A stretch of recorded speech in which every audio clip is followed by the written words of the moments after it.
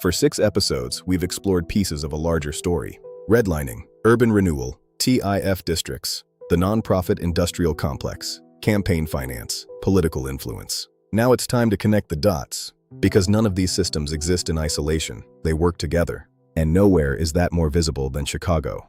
Chicago is often described as a city of neighborhoods, but it is also a city of systems. Systems that determine where capital flows, where development occurs, who receives investment, and who gets left waiting.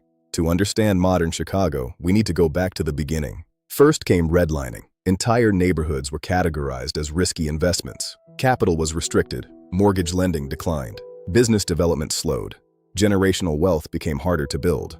Communities that were denied investment began experiencing predictable decline, not because residents lacked ambition, but because capital had been removed from the equation. Then came the era of urban renewal. Neighborhoods that had experienced decades of disinvestment were labeled blighted. Homes were demolished, communities were displaced, expressways cut through neighborhoods, institutions expanded, large plots of institutional land were assembled. And the people who had built those communities often had little say in what came next. Then came redevelopment. Government created tools designed to stimulate investment. One of the most powerful was tax increment financing, or TIF. Billions of dollars were directed toward redevelopment efforts. Projects were approved. Developers received assistance. Public resources were committed. The promise was revitalization. The question became, revitalization for whom?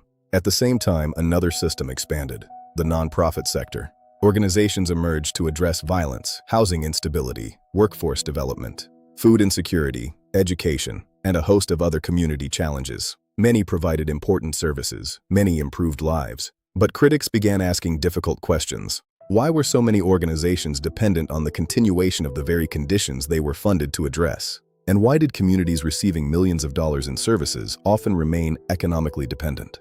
Then we followed the money. Campaign contributions, political relationships, development incentives, public contracts, and redevelopment deals were signed. None of these systems operated independently, they intersected. And where they intersected, power accumulated. Now step back and look at the entire picture. A neighborhood is denied investment. The neighborhood declines. The decline becomes evidence of blight. The blight justifies intervention. Public money flows into programs. Programs create institutional ecosystems. Developers pursue incentives. Political relationships shape decisions. Redevelopment projects continue to move forward across the city. And yet many residents continue asking the same question. Why do conditions remain largely unchanged? Redlining, disinvestment, blight, government intervention, grants and programs, development incentives, political influence, redevelopment, repeat. Now let's be clear, this isn't a conspiracy theory, no secret room, no single mastermind, no single institution controlling everything. What we're examining is something more powerful: incentives, systems, structures. When incentives reward managing problems more than solving them, those problems tend to persist. When institutions benefit from conditions remaining unresolved, transformation becomes difficult. Not because people are evil, but because systems produce predictable outcomes. And this may be the most important point in the entire series. Residents of struggling communities are often blamed for conditions they did not create. They're blamed for crime, blamed for poverty, blamed for unemployment, blamed for neighborhood decline. Yet rarely are the systems examined with the same scrutiny. Rarely do we ask who controlled investment, who controlled land, who controlled financing, who controlled development, who controlled the resources, and who truly benefited from the decisions.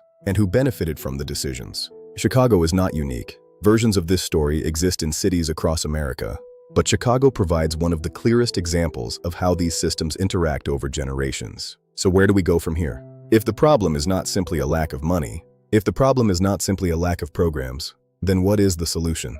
In our next episode, we'll explore an alternative approach, a model centered not on dependency, but ownership, not on recipients, but stakeholders, not on outside control, but community control. We'll examine community ownership, because if residents don't own the future of their neighborhoods, someone else will. This is the business of blight, and now the dots are connected.